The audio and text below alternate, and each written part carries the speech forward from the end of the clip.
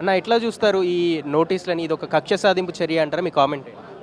కక్ష సాధింపు చర్య కన్నా తుగ్లక్ చర్య అనవచ్చు మనం. ఎందుకంటే 2 సంవత్సరాల మీరు ఇది కూడా మీరు నన్ను అడుక్కుంటా కూడా 2 ఇయర్స్ అయిపోయింది. అందరికి కూడా దీనిపై ఈ సబ్జెక్ట్ ఈ సినిమా పైన బోర్ కొట్టేసింది అందరికీ. వాళ్ళకి వేరే ఉండవు కూడా. ఎందుకంటే నికార్సుగా నిలబడి తెలంగాణ ఉద్యమం చేసి సాధించిన వ్యక్తులపైన ఏం కరప్షన్ ఛార్జెస్ పెడతారండి మీరు? ఏముంటుంది? ఉంటుందా? అభివృద్ధి సంక్షేమమే కదా వాళ్ళ ధ్యేయం ఉండేది అదే. ఇక్కడ ఏం చేసినా కూడా ఆయనకి ఏంటంటే గడిచిన వారం నుండి అన్ని మీడియా ఛానళ్ళ మధ్య ఏం నడుస్తుంది డిస్కషను, వీళ్ళ కుంభకోణాలు, వీళ్ళ మంత్రుల మధ్య గొడవలు, మీడియా ఛానళ్ళ మధ్యలో గొడవలు, వీళ్ళ పంపకాలు. దాని ఆధారాలతో పాటు బయట పెడతాం 100% తెలుసు వాళ్ళకి. వాళ్ళు అణిచివేద్దామని దీని ద్వారా ఏదో టైంపాస్ చేద్దాము, డైవర్షన్ చేద్దాము అనుకుంటున్నారు. ప్రజలను డైవర్షన్ చేయాలని అనుకుంటే మేము లేమా? మా నాయకత్వం ఏముంటుంది? మొదటి నుండి మా వర్కింగ్ ప్రెసిడెంట్ గారు క్లియర్గా చెప్పినారు, నా పైన ఏసీబీ కేసు ఉంది, నీ పైన ఏసీబీ కేసు ఉంది, లైట్ డిటెక్టర్ టెస్ట్ పోదాం ఇద్దరము, నీళ్లు పాలు తెలిసిపోతాయి కదా. ఇవన్నీ ఎందుకు? మీరు పెట్టాల్సిన దృష్టి 420 హామీల పైన, 6 గ్యారంటీల పైన. మీరు ఏది పడితే చేస్తాము, ప్రజానికం డైవర్ట్ చేస్తామంటే ఎవరు రెడీ ఉన్నారండి? తెలంగాణ ప్రజలు అంత అమాయకుల తెలియదా వాళ్ళకి ఏం జరుగుతుందో? ఏం కాదు, కాళేశ్వరం అంటారు, 1 వీక్ ఈ కేసు అంటారు, ఫార్ములా ఈ రేస్ అంటారు, 1 వీక్ ఫోన్ ట్యాపింగ్ అంటారు. ఇందులో ఏ ఒరిగేది లేదు.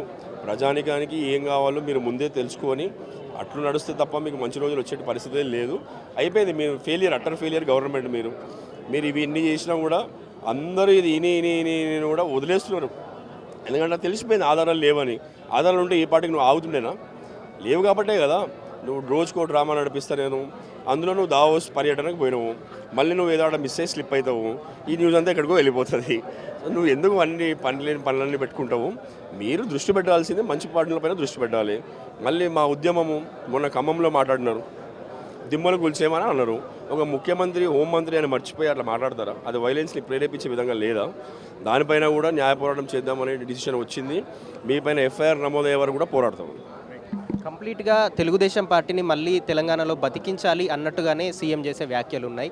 మీరు అంటే మీ ఫాదర్ ముందు నుంచి తెలుగుదేశం బ్యాక్గ్రౌండ్ నుంచి వచ్చిన వ్యక్తి కాబట్టి దాని గురించి మీ కామెంట్ ఏంటి? మళ్ళీ బతకాలి అంటారా తెలంగాణలో తెలుగుదేశం పార్టీ?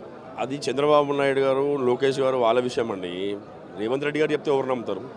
రేవంత్ రెడ్డి గారికి ఏం అస్తిత్వం, శాంటిటీ ఉందని ఇక్కడ తెలంగాణలో? రేవంత్ రెడ్డిని ఎవరు నమ్ముతారు ఇక్కడ?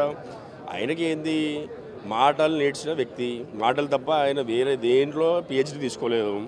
అక్కడ కూడా హై సెక్యూరిటీ ఉంటుందండి. ఒక సీఎం ప్రోగ్రాంలో మేము కూడా వెళ్ళాం కదా గతంలో, మాకు తెలియదా ఎట్లుంటుందో ఒక పార్టీ ప్రోగ్రాము. అందులో టీడీపీ జెండాలని వాళ్ళే అలౌ చేసి వాళ్ళని చూసుకుంటూ ఈయన అడ్రస్ చేసుకుంటా స్టేజ్ పైన ఉన్న కాంగ్రెస్ వ్యక్తులు అందరూ చూడండి విజువల్స్లో షాక్ అయిపోయినారు వాళ్ళే. ఇది మా ప్రోగ్రామా కాంగ్రెస్ది, లేదా టీడీపీ వాళ్ళ ప్రోగ్రామా? అందులో రేవంత్ రెడ్డి గారికి ఏ పూటకు ఆ పూట మాట మాట్లాడడం, తర్వాత మర్చిపోవడం అనేది కొత్త ఏం కాదు. తనని పెద్ద నాయకుడిగా ఎవరు చూస్తలేరండి, ప్రజానీకం అసలు చూస్తలేరు. తను ఎంత తొందరగా వెళ్ళిపోతారో అని వెయిట్ చేస్తున్నారు ప్రజలందరూ కూడా. బుద్ధి చెప్తారు, టైం వచ్చినప్పుడు బుద్ధి చెప్తారు, రెడీగా ఉన్నారు. మొన్న చూడలేదు ఆ గ్రామ పంచాయతీలు ఎప్పుడైనా ఒక గవర్నమెంట్ వైపే ఉంటారు. ఎందుకంటే సర్పంచ్లకు డబ్బులు కావాలి డెవలప్మెంట్, గ్రామాలకి 85% వాళ్ళకే వేస్తారు. సింబల్ లేకపోయినా ఏ పార్టీలోకి గెలిచిన వ్యక్తి అయినా కూడా ఆ పార్టీ రూలింగ్ పార్టీ అంటారు. కానీ మొన్న ఏమైంది, 50-55% వచ్చిందంటే పోయింది. మీ పట్టు కోల్పోయేది. అడ్మినిస్ట్రేషన్ పైన మీకు ఏ రోజు గ్రిప్ లేదు, రాదు.